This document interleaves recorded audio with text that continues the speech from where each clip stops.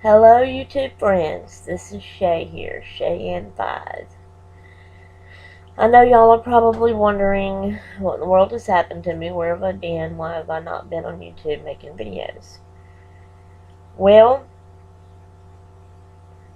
Thursday morning, which was January the 2nd, I was on my way to work to keep the babies at their house, and I had a wreck. And it was very scary. I'm okay, as y'all can see. Thank the good Lord, He kept His hands on me. I did not get hurt real bad. There was no broken bones whatsoever, and nothing inside my body damaged. And so that's great. I am just all banged up and got a lot of bruises all over my body and am really sore and have really been in some pain. So, what happened was they said I was not going fast. I was just driving normal on my way to work. I did not have my phone in my hand. I was not texting. I was not talking to anybody. It was in my purse. I keep it in my purse in the front little zipper pocket. And I keep the zipper pocket open so that it is easy for me to just reach my hand in there and get it. But it was in my purse, and I was not speeding. I was driving the normal speed on my way to work, and they said I hit black ice. All I know is at first, okay, I'm going down the road, and at first I started doing this. Just slightly a little bit. So at that point, I still was not scared. The thought came to me, because I've heard this over and over, do not slam on your brakes. Now I remember thinking that. Now whether I didn't slam on my brakes or whether I did, I cannot tell you. I don't remember. You know, when you're scared, even though I still felt a little bit in control at that time, I was not that scared yet. I started praying, asking Jesus to help me to get it under control and get it straightened back up. And I thought I was going slow, I thought I wasn't trying to slam on my brakes, but I was doing this, and then it got worser and faster, and I could not get it under control. They call that fishtailing, I guess, on the road. So finally, after doing that for a good little bit, there was like a hill over here, okay, on the side. So I went, and I guess I hit that hill. Now at that point, after that, I don't really know what I done, because the hill is up high. Okay, so this is the top of the hill. And then you have all these many trees, okay, standing up there on top of the hill. So when I did this, I felt like I may have just done this, but I felt like I done this, and it looked like I done this, because then I was seeing all those trees right there in front of me. And at that point in time is when I seen white. So I'm assuming that's when my airbags came out. And both airbags in my truck came out on the driver's and passenger side. Okay, but I felt like I was doing this number. Just a bouncing, up on that hill, hitting those trees. That's what it looked like, seemed like, and felt like to me. At that point, I knew I didn't have it under control. I knew I couldn't get it under control. I was just praying. And I may have been screaming and yelling, I don't know. Being scared like that, you don't know what you do. But they say that I just probably basically just hit it one time and bounced back off. But I felt like I was up there just doing this, And I seen all them trees. But then in a little bit, somehow or another, I ended back up on the road, catacornered, Alright, when I got back out here, I was praying. I remember praying for the Lord to let it stop. Okay, when I got there and it stopped, then there was a car. It was the car that was behind me. She said she had seen me sliding, fishtailing. So she had put on brakes, and she had hit the black ice too. And because she put on brakes, she started sliding, and she could not get it under control. And so she came up, and by the time I came back out in the road, she had come right there, and we both hit each other's front corner like this. And that caused us to stop. Now, I don't know if she hit me or if I hit her, or what. That don't matter. It ended up not being anybody's fault. And, so anyway, over here on this side is a big, deep ditch. My husband says it's like 12 feet deep. And they say that me and her both was headed for that ditch to go down in there. And that if we had not hit each other, causing us both to stop, that we would have both went down in that big, deep ditch. And that it would have been a lot worse than what it was. So thank you, Jesus. He answered my prayer. He let me stop. And he didn't let either one of us go in that ditch. So, at this point, when I had stopped, I seen my airbags out, and I seen like a bunch of, I thought it was smoke, and I thought I smelled smoke, and I probably did, because I need to show y'all something here in a minute. Let me finish the story, and then I'll get up and get it and show you. What I automatically assumed, it was probably just the powder off of the airbags. From what I hear and understand, they have powder on them, some type of powder. But what I automatically thought, and the reason of this, is because of my dear daddy.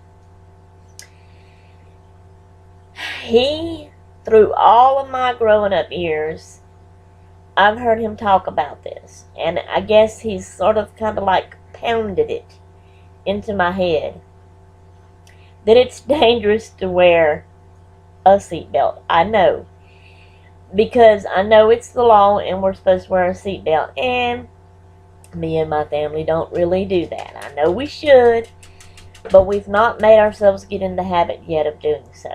I'm going to try to from here on out, even though I will still be leery and scared of it.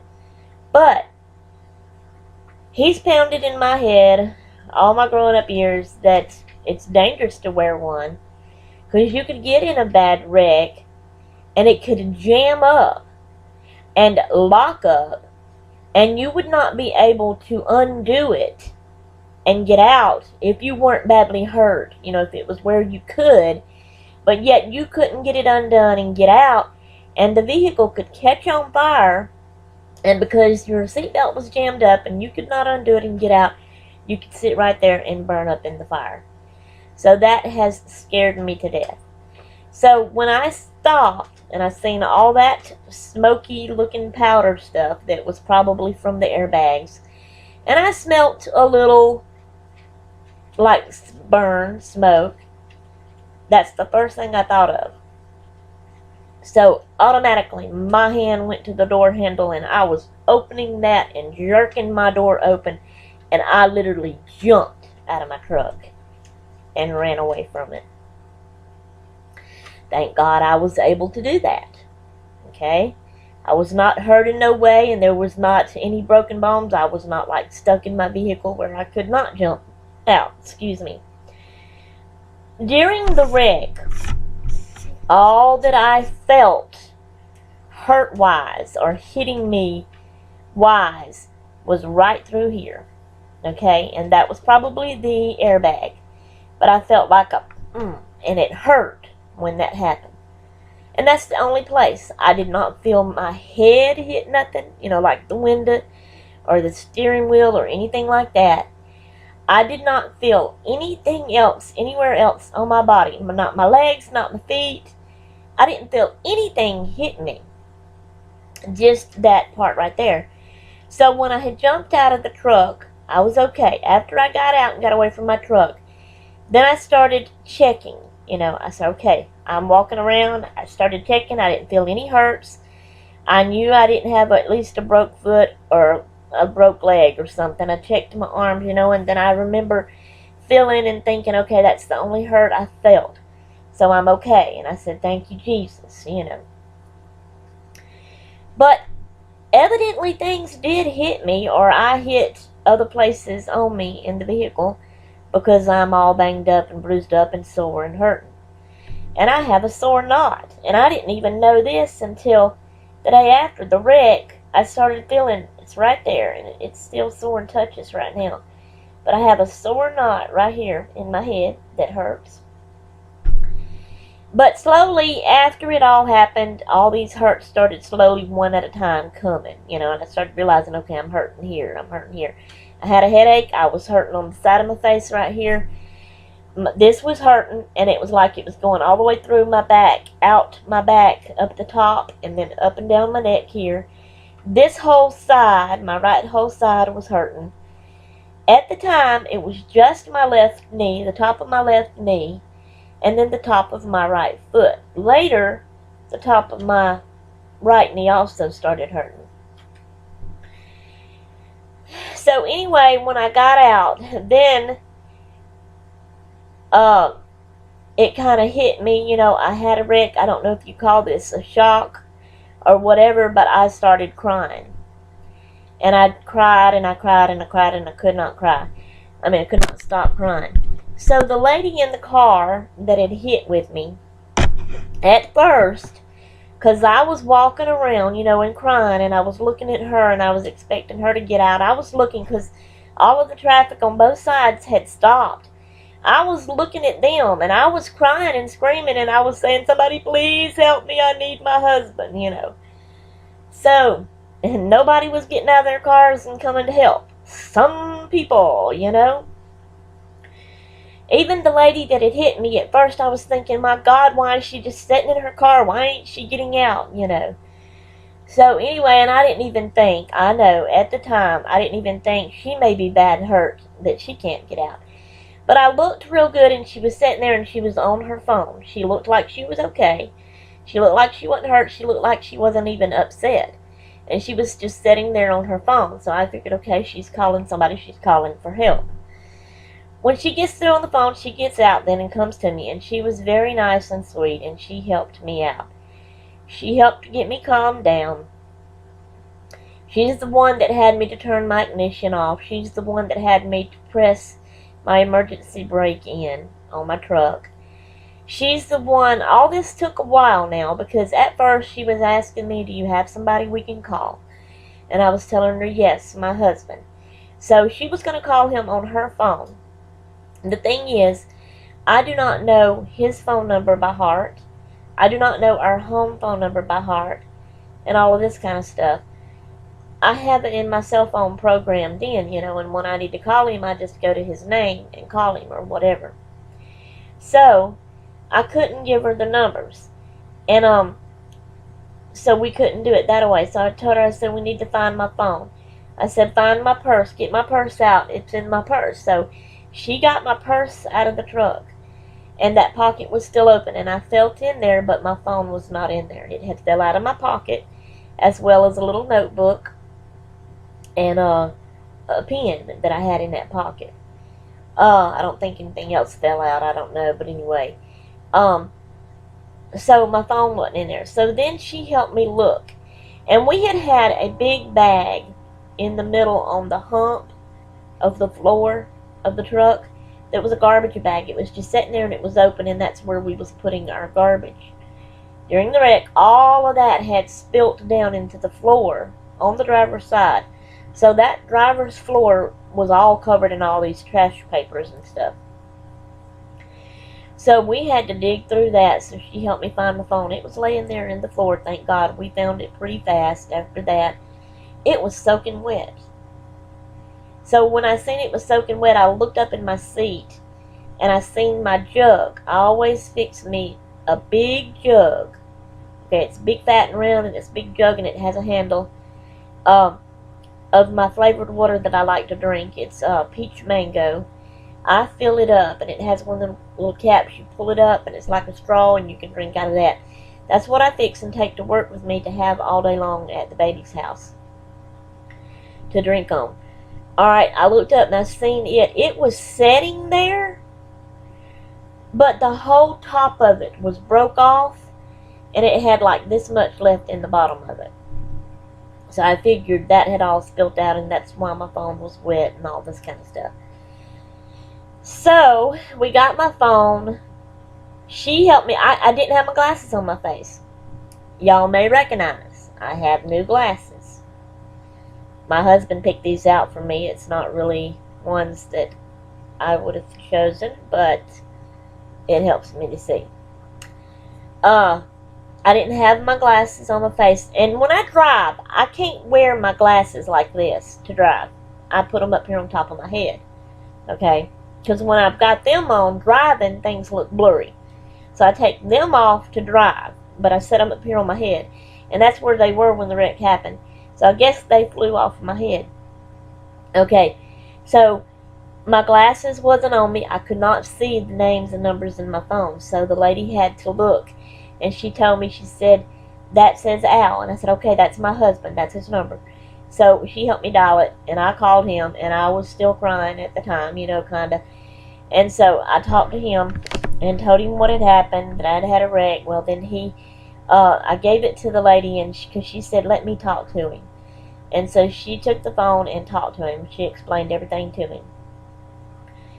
So then he came. It took him a while to get there. All the traffic was lined up way back.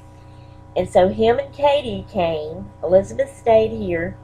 Him and Katie came. Katie drove him in her car. But she had to stop way back at the end of the traffic. And he got out and walked and ran the rest of the way up. And he told her, just as soon as you can and the traffic will let you, slowly come on up and get to us. So finally, well, before he got there, because he had called Michaela, that's the baby's mama I keep, told them what had happened. So Caleb, that's their daddy, the baby's daddy, he left and came to the wreck. Michaela stayed home with the babies for a little while that morning. Caleb stayed at the wreck for a while and helped Albert out. Then he went to work. Michaela stayed at home with the babies for a while that morning, and then she had her mom to come stay with them, and she went on in to work. Okay, Caleb got there before Albert did, and he was real sweet. He, hugged me and calmed me down and everything. Then he put me in his truck and let me sit down in his truck. He had the heater going, and it was good and warm because I was cold and freezing and shivering and crying and upset and scared, and all this kind of stuff. So anyway, then Albert comes along, and so things are better, and that lady had called a friend to come be with her, and she came. So that lady, her friend, when she got there, she started taking pictures of the truck and everything. And Albert and them started looking at it and checking it out and trying to see how they can get it off the road so that traffic could get by. And like I said, Caleb left. So finally, Albert called another friend that goes to our church, David, and he came with a chain, and he helped him pull the truck out of the road, and the traffic was able to go by. But we was sitting there and waiting and waiting and waiting and waiting, and it took forever. Cops never did show up. That's when slowly and gradually, one at a time, all these hurts came on, and I started hurting. And I wanted to go to the hospital and be checked out. I wanted to make sure I was okay and nothing was broken, nothing was damaged inside. So Albert had Katie to go ahead and bring me to the ER, and him and David stayed there with the truck, as well as that other lady and her friend. And she didn't get hurt any. She was fine. That other lady was. And so anyway, so Katie took me to the ER, and they had to stay there, and it was still a whole lot longer before the cops finally got there. Excuse me. Come to find out that morning, well, at one point, at first we heard there had been 40 wrecks. By the time the end of the day got here and it was all over with, there had been 147 wrecks, and I was one of those.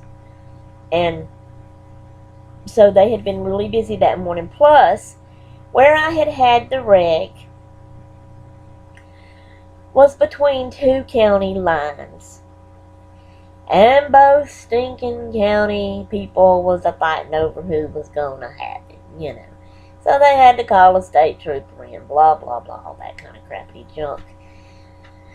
Anyway, so that too is what took long. So anyway, at the hospital, checked in, was waiting at the waiting room. That's when I called, because at the wreck, before we left, I had Albert call my sister, Becca, because I had texted her that morning here at home before I'd left. So I had him call her and tell her I knew she would call my mom and other sister and let them know. Alright, but once I got to the hospital, got checked in, and was waiting in the waiting room to be called back, I called Mama and talked to her. And I think I called my other sister, because Mama lives with one of them, so when I called Mama, I talked to both of them. And then I called Becca again, I think, and talked to her. So then they called me back, and once they got me, well, at first they took me in a room and took my blood pressure and temperature and all that. Then I had to go back out and sit. Then they called me back again and took me to another office room where I had to sign a bunch of papers. But I had to wait in a waiting room there too. Somebody was already in there when I walked in, okay? So I sit down, and the lady in the office at the desk was with somebody at the time. When she got through with them, that person was in a wheelchair. The one that was sitting there was already in a wheelchair. So, he gets up and moves her out of the way so that lady can pull that wheelchair out and move her over. And so that man automatically just pulled his lady up in there to the desk, thinking they would automatically be next. But while he was doing that, that lady had took a paper out of the file box and called my name, Sherry Spillman. So when he said that, or when she said that, the man says, no, we're such and such. So then she puts my paper back up and gets theirs with their name and sits down and takes care of them. And yeah, they were ahead of me. So that's right. But, it's a little irritating the fact that they called my name first was going to get me. But then because they were already in there, decided to go ahead with them. Alright. If that would have been all it was, that would have been okay. But that's not, it didn't end there. After, and I don't know what that noise is. Maybe my dog. No, he's right here. Maybe my brother-in-law. Benny, you in there? Anyway, this is going to be a long video. I thought it could be a short clip that I could add some more for tomorrow, but looks like I'm probably going to have to put this one up by itself. Anyway, I didn't know it was going to take this long to explain everything. Anyway, so they took care of them, got through with them. While they were working on them, some more people came in. So when they got through with them and got them out, they picked up the paper. I was expecting them to call my name again. They called somebody else, which was one of the people that walked in the waiting room after I had done been in there, sitting in there waiting. They get them and tend to them. So I was a little more upset. They get through with them and put them aside. They get another paper. I was still again expecting it to be me. It was not me again. They called someone else. That man gets up and goes in there and sits down. My daddy, Benny Ray Spikes. Y'all should have seen this, people. Me and my daughter Katie was in there. Benny Ray Spikes came out of both me and my daughter Katie. Katie jumps up and goes over there. I don't know what all she said because I was busy rearing my mouth. And I was telling them, this will be the third person y'all have called back here and helped before me that has come in after me. I've been in here first. You called my name first. Have not helped me yet. I've been in a wreck. I'm hurting and I need help. So they get up and they look at the papers and they find my name and they ask me, are you Sherry Spillman? And I say yes. So then they said, okay, it's not an issue. So he said, come on back. And they had to make that man that had done got up and sit in there get up and go back out to the waiting room. So me and Katie went in there. We had to sign a bunch of papers. Then we had to sit back out in the waiting room. Then finally they come and got us and took us back to a room where I could finally lay down and start trying to rest a little bit. And, you know, I had to put a gown on and I had to cover up. They gave me a nice warm blanket. That was good. So we was laying there waiting. And, you know, they come in and talk to me and ask me questions about everything and what I was allergic to and blah, blah, blah, the medicines I take and all this kind of stuff and where I was hurt and all that. So then later they take me back and they scanned me from head to toe.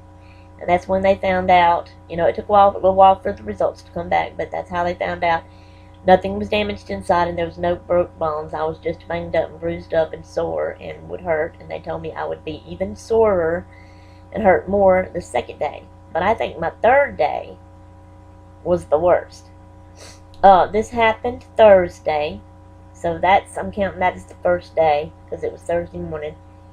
Friday was my second day. It wasn't that bad. I didn't have to stay in the hospital. I came home. Wasn't that bad. Saturday, which was yesterday now, I woke up and I was in a real big bad pain with my neck and back. Okay, now today is Sunday. Sunday's not been that bad, you know, today either. So hopefully I'm starting to, you know, heal up. Katie had been talking to her daddy on the phone through all this. He was still waiting at the truck and all. Alright, then he says that the state trooper was going to come to the hospital and talk to me, and it was a lady, and she was really, really nice. So she came in. She was there when I got back from being scanned to the room, and so she talked to me and asked me questions. I explained it all to her. She was really nice. It was nobody's fault. We're just waiting on, you know, both our insurance and the lady's insurance is going to fight it out. We don't know how that's going to go. The truck is totaled, we think anyway. It's out here in the yard. We didn't use a wrecker. Albert and David and them got it up on a trailer and brought it back here. Someone's going to come look at it. We cannot get it out, or they cannot. I've not been out there and tried anything with it for sure. But anyway, it's still in drive. They can't get it out of drive. It's stuck there. It's like it's jammed there. But yet they can't take the key out. They can't turn the key, crank it up, nothing like that. So anyway, when I got back from being scanned, the cop was there. Okay, she talked to him. Then she left. Wasn't long after that, Albert and Elizabeth shows up because he had come, when they come home and brought the truck here, then he got Elizabeth and they came to the hospital, to the ER where me and Katie was. So we was in there, and then it wasn't long after that they come in with my results and told me, and I was fine to go. They give me prescription to take medicine, a pain pill, and an antibiotic. And I cannot remember the names of them. I'm sorry, and I don't have them right here. They're in yonder, and it would take up time to go get them. But anyway, so I've been taking that. I was able to leave. I came home, and like I said, I've been sore, and I've been hurting, and I have cried with it, but I'm taking my medicine, and I'm slowly healing and getting back to normal. So that's where I've been and why I have not made any videos. I'm going to put this one up. It is a long one. I was going to, like I said, add it to let it be a clip of vlog, but it's too long. I'm going to go ahead and put this one up today. I was going to let it be yet tomorrow's vlog, but then I'll put a vlog of clips up tomorrow. I don't work tomorrow. See, that was Thursday, and Friday, Caleb, that's the baby's daddy, he did not have to go to work. That was beforehand. We knew all this. He was going to be at home Friday with the babies. So he was, and then of course Saturday and Sunday, no working. So tomorrow, Katie will probably go to work. It's her day. And then Tuesday will be my day, although I do not have a vehicle to get there. My husband will have to take me, but I'm hoping that I'm feeling good enough that I can go keep my babies Tuesday. So, anything else? I wanted to show y'all my shirt that I was wearing. Hold on just second. Go over here and get this. Excuse me, Bookie. Oh.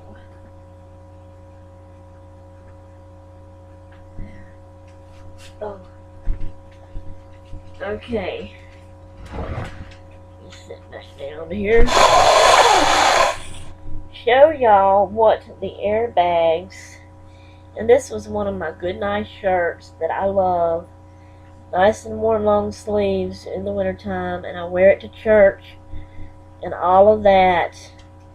It's not a hole. It does not have a hole in it. And that is not blood. But that's just what the airbag done to my shirt.